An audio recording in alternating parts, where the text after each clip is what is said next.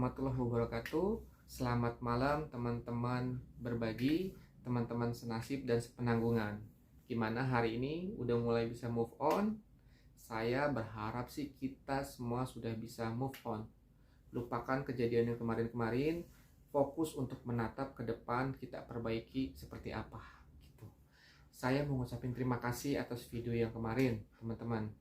Terus di up, kirim ke grup-grup korban berbagi. Supaya apa? Supaya pesan yang disampaikan di video tersebut sampai kepada pihak-pihak perbankan yang menampung rekening bank berbagi. Karena orang-orang tersebut masih bermain loh dengan aplikasi-aplikasi lain dengan rekening bank yang sama. Jadi tolong videonya terus di-share. Jangan berhenti di teman-teman, ya. Dan juga jangan lupa di like dan subscribe biar saya bisa update terus informasi apa kepada teman-teman perihal proses hukum dari berbagi. Teman-teman, hari ini kita belum melakukan pelaporan ke Barisskrim secara kelompok karena kita lagi verifikasi surat kuasa dengan kartu identitasnya dan dengan bukti transfernya sesuai atau tidak. Kita bukan pengangguran, kita orang-orang yang bekerja mempunyai tanggung jawab atas pekerjaan kita, tapi beberapa dari kita menyempatkan diri untuk melakukan itu demi teman-teman semua, demi keadilan, demi untuk menangkap pelaku penipuan gitu loh teman-teman, ya. Jadi saya harapkan teman-teman bantu doa, jangan bantu nyinyir, ya. Nah, yang mau saya bahas di sini adalah sikap daripada upline nih teman-teman, atau bisa dibilang orang-orang yang merekrut teman-teman semua gitu. Ada beberapa kejadian yang saya temukan atau yang saya dengar, upline itu seperti masa bodoh. Dia nggak peduli dengan downline-downline-nya yang udah dia rekrut. Jadi anggapannya ya udahlah, kita juga sama-sama rugi kok. No, kita harus lihat dulu definisi korban itu seperti apa. Korban itu adalah orang yang dirugikan secara ekonomi atas kasus tindak pidana.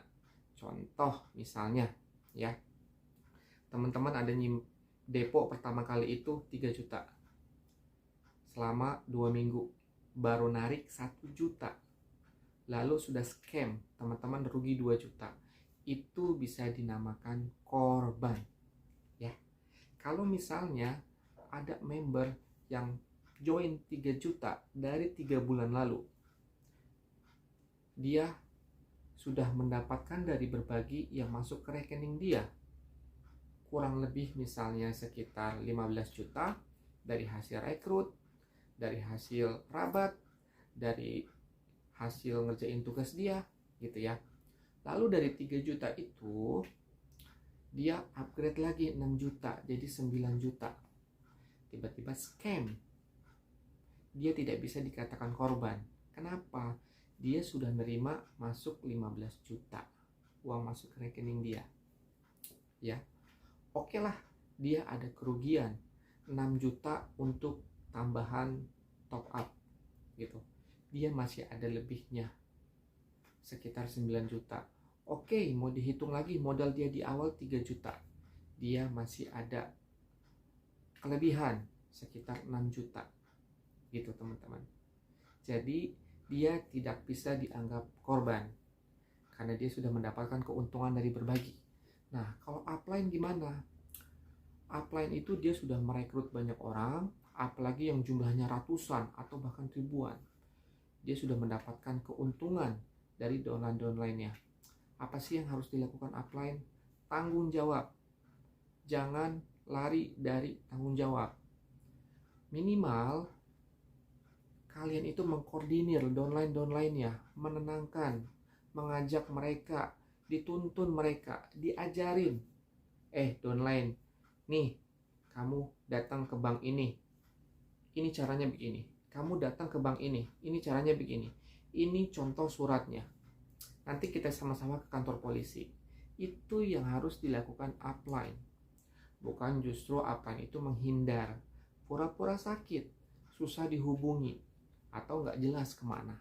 Ya, jadi tolong Saya tidak punya downline sama sekali.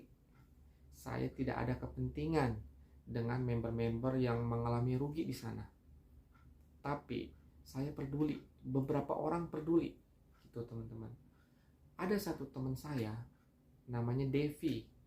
Dia sampai jam 2 malam video call sama beberapa orang yang mau memberikan kuasa untuk memverifikasi benar nggak mukanya seperti ini, benar nggak identitasnya seperti ini.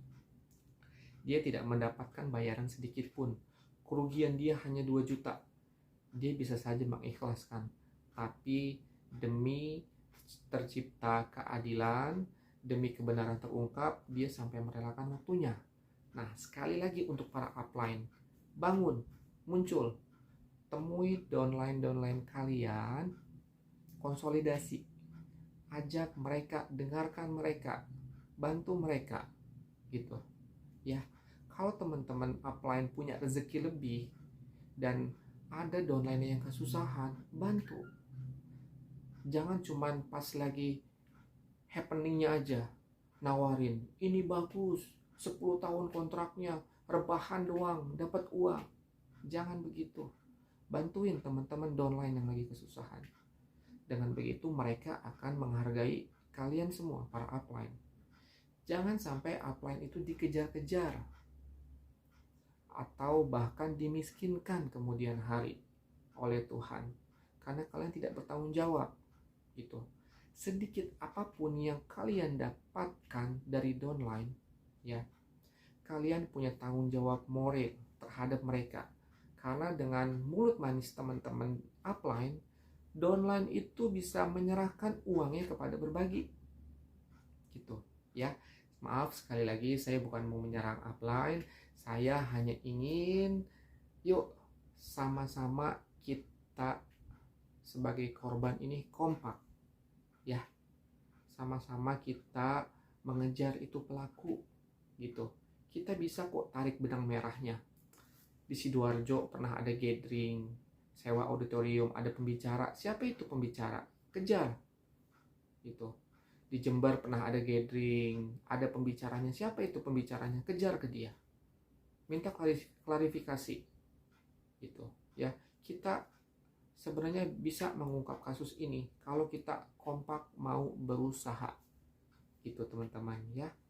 Semoga setelah video ini upline pada tergerak hatinya mau membantu downline-nya ya, mau memberikan rasa empati kepada downline-nya ya.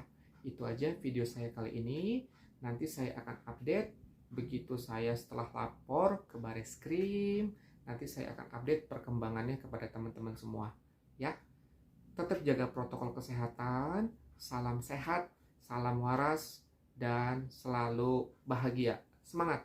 Assalamualaikum warahmatullahi wabarakatuh.